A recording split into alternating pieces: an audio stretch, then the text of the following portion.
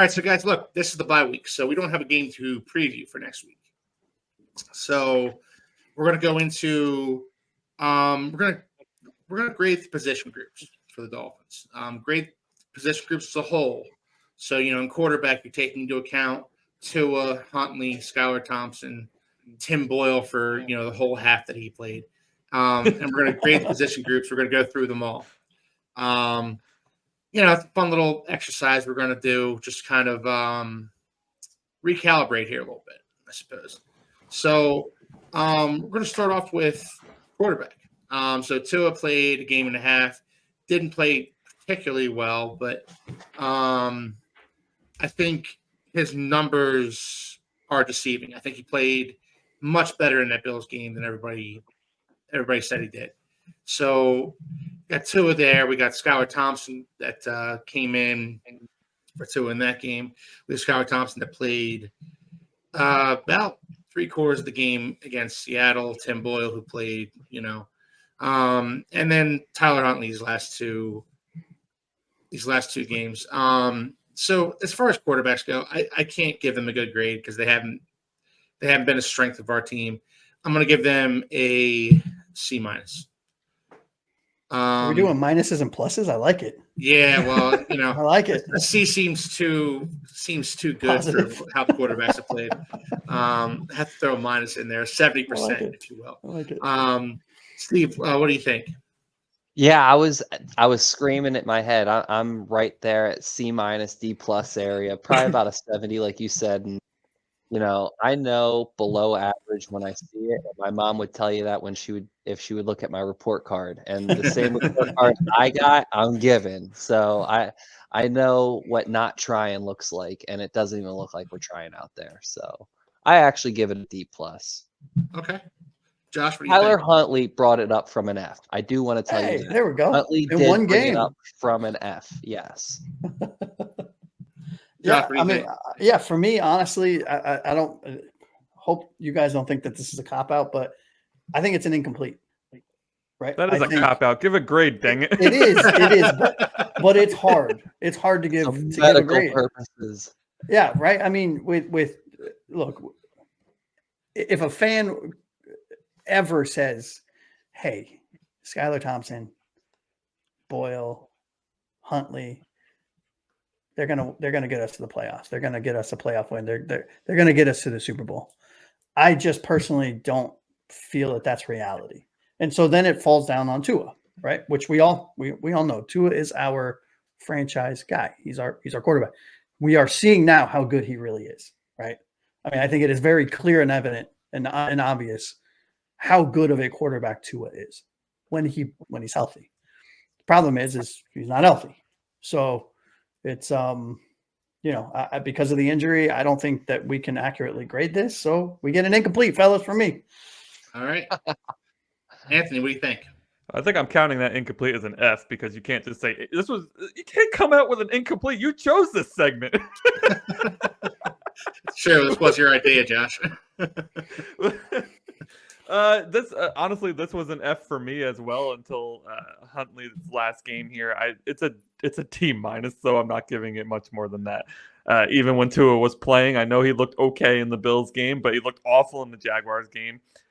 This position has been really, really, really bad, and that's why the team has been really, really, really bad, right? So it's a D- for me. I can't go higher than that. And you guys kind of filled in pretty much my thoughts on the matter. I need you don't win a Super Bowl without good quarterback play, and if the quarterback play stays at this level, we might have a hard time doing that. So hopefully Tua comes back and proves us wrong on that. All right, fine. I'll go D. D it is. Can I just add something real quick? I do, and this has nothing to go with the grade to what I'm about to say of this other position, but I do feel that the quarterback position is really compatible with how your offensive line is playing. If your offensive line is playing like crap, you don't have any quarterback that's going to be able to succeed under that kind of pressure. And that's honestly what forms good Super Bowl teams, is teams that get to quarterbacks fast. Any quarterback that's always under pressure will make any defense look great. And honestly, we don't have the offensive line to be able to give out a grade any higher than C minus. Like they coincide with each other. In order to have a good quarterback grade, like I was saying, you need to just have a good offensive Well, in line. that case, you guys are gonna be shocked at my O line grade. I But think it doesn't have anything to do with the grade of the O No, line. I know. I just Yeah. Well, I think I Yeah. agree with that on the Super Bowl run because I feel like Lamar's had some really bad O lines and Burrow's Yeah. had some really bad O lines, and they still make a playoff push, but neither of those teams have won a Super Bowl. So I think like that's where you start to really see once you start facing the other top talent in the league. That's where you really start to see how that affects the quarterback the most. yeah. Well, yeah, when your quarterback's not generational from a running standpoint in Lamar, I mean, you need Yeah. a good O line. And if your quarterback isn't Joe Burrow, who's just willing to get murdered on every dropback. I miss quarterbacks like Ben Roethlisberger, just huge 230-pound miss him, monsters man. that Oh, you yeah. couldn't take down. you Yeah, bounce off Having of them him. kind of guys, yeah. Yep. Will Levis is a little like that if he could actually stay on the field. Yeah. So is Malik Willis Mhm. for the Patriots. I know he's on a practice squad, but that dude is built like a shit brick house. By the way, keeping the final scores, that looks like a D, cumulative grade of a D for the quarterback. Okay. So let's move on to running back. Steve, I'll let you lead off on running back since I let off on quarterback. So I was really wrong with how our running backs were going to work at the beginning of the season. I thought we were going to see a lot more screen passes, and obviously I thought Mostert was going to be a huge role in the beginning of the season, but you can't ever predict injuries. But along with the injuries, I feel like our next man has always stepped up, and I give our running backs a B+. I don't give anybody an A on this. I'm telling you that right now. None of our football has played at an A level, but our running backs definitely deserve a B+ because they have been the heartbeat of the team. All right. Yeah, I like that grade. Anthony, what do you think? Yeah, I was thinking B. The plus or minuses are hard, but I thought they've been very good. I know that their statistics don't necessarily look like it, but if you're watching the team on the field, this is the only position that really pops out at you as like a potential good enough to win a Super Bowl. Like if you're just siloing each position by itself, the running back room looks fantastic. Devon Achane was our offense for the first 3 games of the year.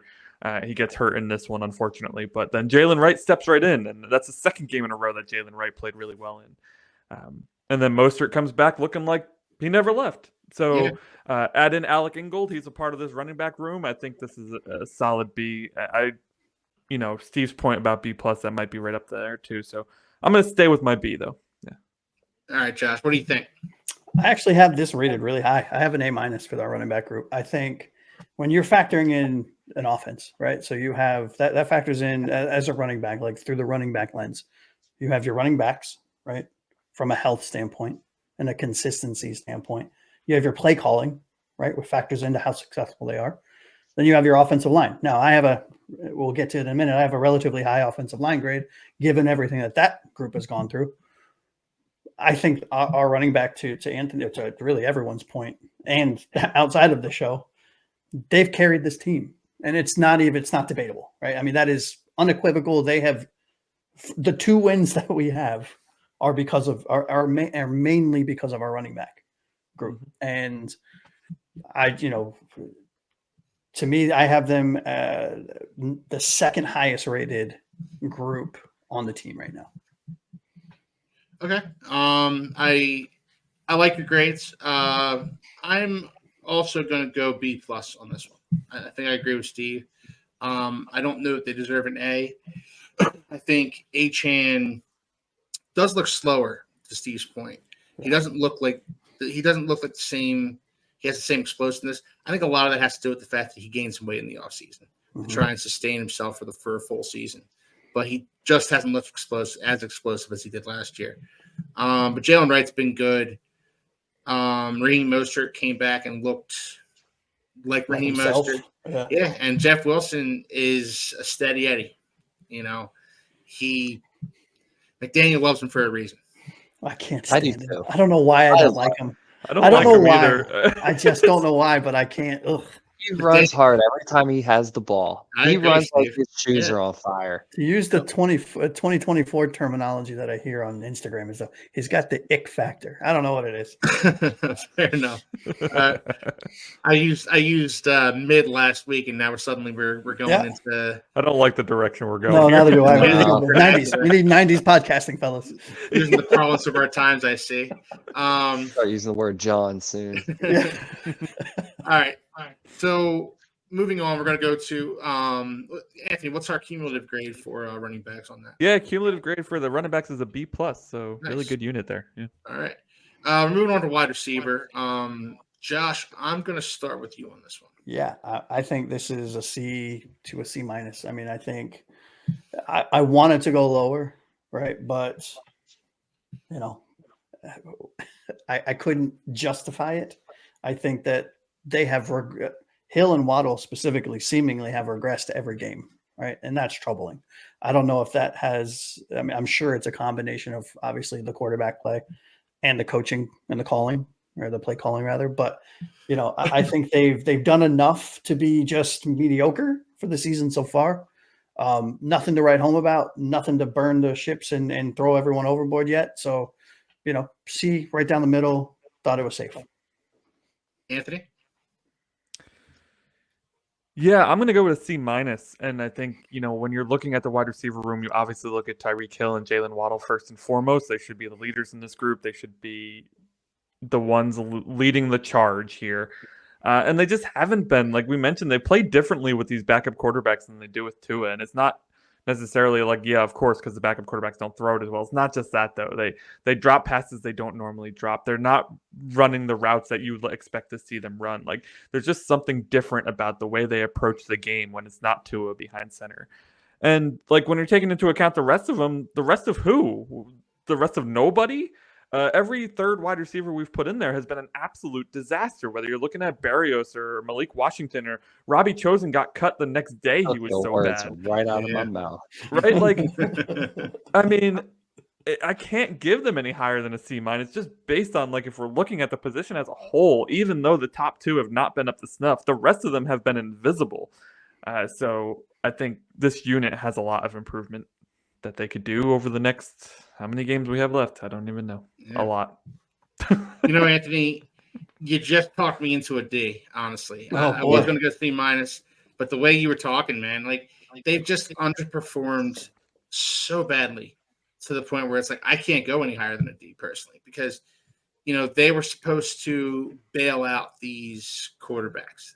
They were supposed to make the catches that no other receivers can make. They were supposed to get the yards after catch no other receivers can get. And they've been, well, I'm looking at Waddle and Hill especially, they've been largely pedestrian. You know, with the quarterback play, you know, you can't really expect much more than, you know, a C from a Tyler Huntley. You can't, or a Tim Boyle or a Skylar Thompson, but you expect A's. You expect A games from Tyreek Hill and Jalen Waddle, and you haven't gotten them this season. Mm-hmm. And like you said, third wide receiver, who is it? Is it Odell Beckham? Is it Braxton Berrios, Malik Washington? You know, we don't have a number 3 wide receiver right now. So this position group as a whole, to me, gets a D, and I feel like I'm being generous in giving them that. Steve, go ahead, man. I couldn't agree with you anymore, Keith. I was already at a D+, but I got knocked down to a D myself because they downright stink. I haven't seen Tyreek Hill drop so many balls ever, and they're easy ones. Like, some of them are 5-6 yards, and he's just brick-handing them. It's like they don't care, and if they don't care, I don't care. So I'm not giving them a good grade. I can't. And now I'm being the teacher here. You know what I mean? You've had 5 opportunities to show me that. They showed me a little bit with Huntley's first game against Tennessee. Tyreek did get open a few times where the ball was missed, you know, and then he opened up his mouth, and that's something that I wanted to see. And that's why we're not at an F, but that's one game. You know, I mean, there have been plenty of games this season, though, fellas. I mean, I think we're blinded by the crap that we've had to witness. There have been so many games where Tyreek Hill's running open down the field, and our quarterback, and whether it's Skylar, doesn't even look at him or looks right at him and just decides I'm going to take a sack, or Tim Boyle completely misses on the route, throws it the opposite way, and Tyreek Hill's alone, no defender and 8 yards of him. Or, Yes. I mean, this is not just on the wide receivers, which is why why I didn't. I agree with you, Josh, but that's no excuse for Tyreek Hill to drop a backwards pass, and then not go after it. Give up And on then- it. Yeah. Just stand there. I've never seen that in my life. Wasn't Tyreek your jockstrap last week, Josh? Well, but look, they got to see. I mean, that's not a great grade, right? I mean, No, it's look, not. this is a group effort, right? And this is a team sport, right? Yeah. We're grading is average, and I don't think they've been playing average. Yeah, I think they've been below. Well, That's fair. cumulative guys were at like a C-, a D+. So I think Okay. I mean, that's fair. Yeah, I think Yeah. that's fair. slightly Alright. below average right now at the. So, at the Anthony, wide you're going to receiver. start us off on the tight ends. This one's really tough because I feel like Jonnu is an A and everybody else is an F. So I guess that Yeah. puts me at a C, right in the middle, right? Like, Yeah. Durham Smythe and Julian Hill have been disappointing. We haven't gotten a chance to see Tanner Connor, unfortunately. I'd really like to get the chance to see more of him, but Is he injured, right? No. he he's was not. in the He's last- back. Oh, And actually, he got missed on. He was running routes in that last game, and he got missed on a longer throw by Huntley. I still like Tanner Connor. I still have hope for him. Go ahead, Anthony. I'm sorry. Yeah, no problem. I think, getting a chance to see more Tanner Connor, and Mike has shown that he will put in guys who, or take out guys who are performing badly and give another guy a chance. I mean, after game 1, we saw Durham Smythe, like, almost instantly lose half his snap count in week 2 because he was so bad in week 1, right? I mean, so if we could start to see Tanner Connor get in there a little bit more, I think this grade goes up. But right now it's Jonnu an A, everybody else an F, so that lands me at a C. I'm right there with you, Anthony. I think a C is about fair for this. Jonnu, to me, has been around an A, B+, B, whatever, and I think you got Tanner Connor, who hasn't shown much. Julian Hill, who you guys know how I feel about Julian Hill. you love him. And- A plus. Yeah, A+ for Julian Hill. And finally Durham Smythe, who again he's been out there, and That's it. He's Just stop there. Just stop. well, if you He's been out judge there. if you judge Durham Smythe based on how he catches the ball, you're going to give him an F every time.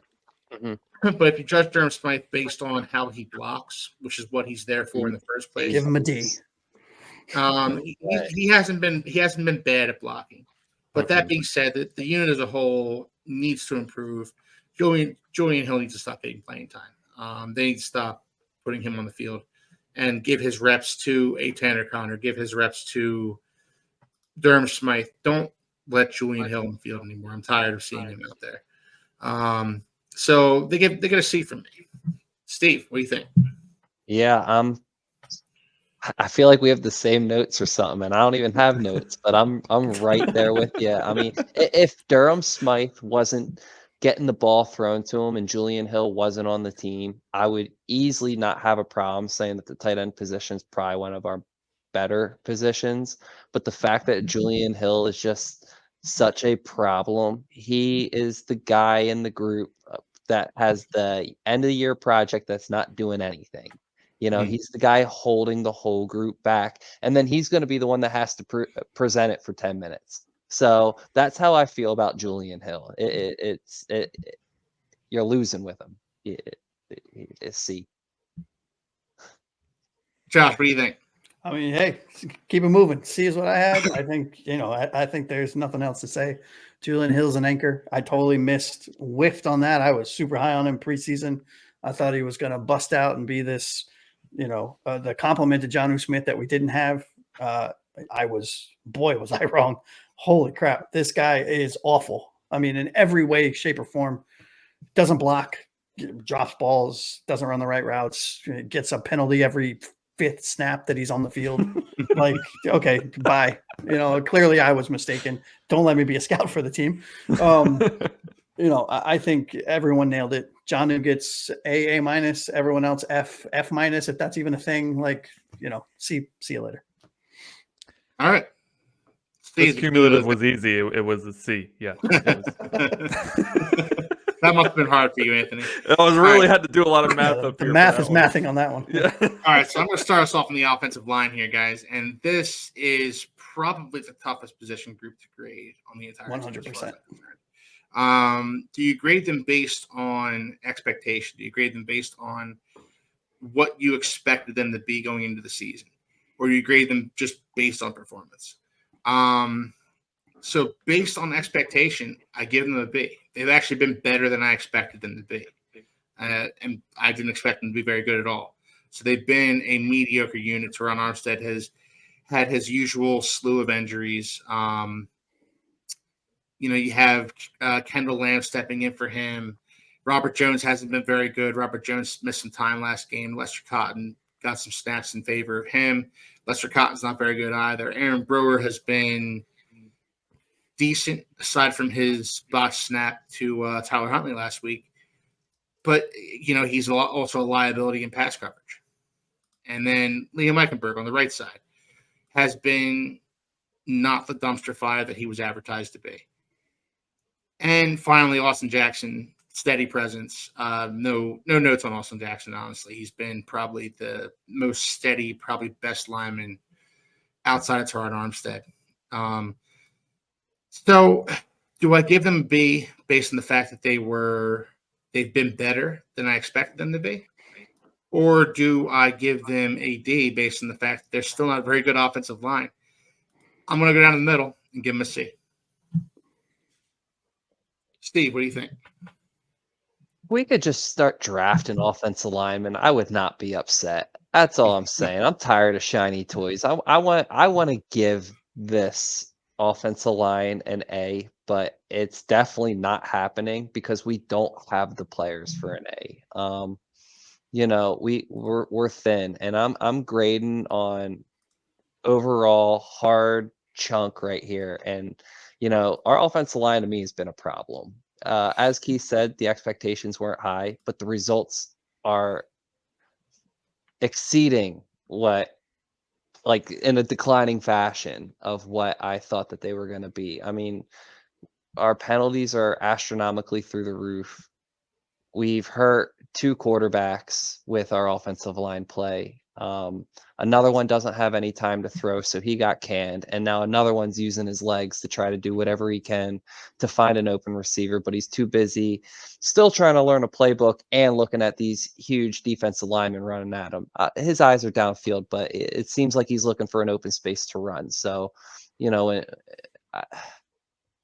I give the offensive line, honestly, a D plus. I know it's way off of what you guys are saying Jesus. are at, and I understand where you guys are coming from, but I'm coming from just a bulk as a whole. How are we playing with the players we have? That next man up mentality.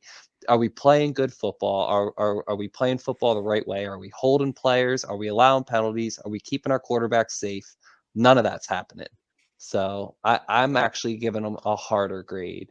And I think we should just go in and obviously you can't just go and draft elite linemen, but you know what linemen are going to be good in the first round. And when you pass up on them, back in the early 2000s, we were getting them, and we had a good offensive line. It's just we didn't have the receivers then. We didn't have a good quarterback. We didn't have great receivers, but we had good running backs and a good offensive line.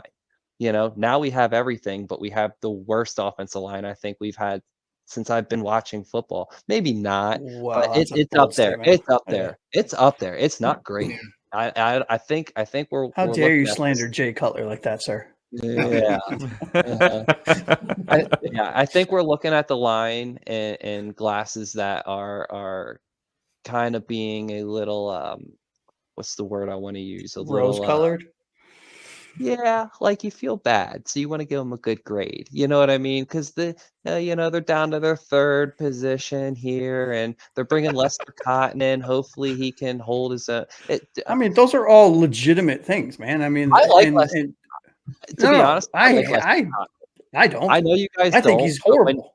Every time I've watched him, he's the most aggressive player on the field when he gets in. Watch him next time. After the aggression. I do. I And watched even the after the offensive whistle, line he's still religiously. pushing people. If you get a penalty for it, I'm gonna be upset. But he does not let go until after the second or third whistle. I like that. Mhm. You know, he's That's bringing great. fire and intensity, but they're just not good. And I can't look at it any other way than that. So yeah, I'm sticking to my grade. We're in the Spicy D's. take. All right. Fellas. This is a All spicy right. position. I love this. Well, here we go, Josh. Now's the time to Yeah, shine. look, I mean, I got him at a B minus, right? The Okay. polar opposite of Steve, right? And I am factoring in everything. And when I say everything, I mean everything. I'm factoring in you have the injuries, right? I mean, we can't ignore that, right? That is not.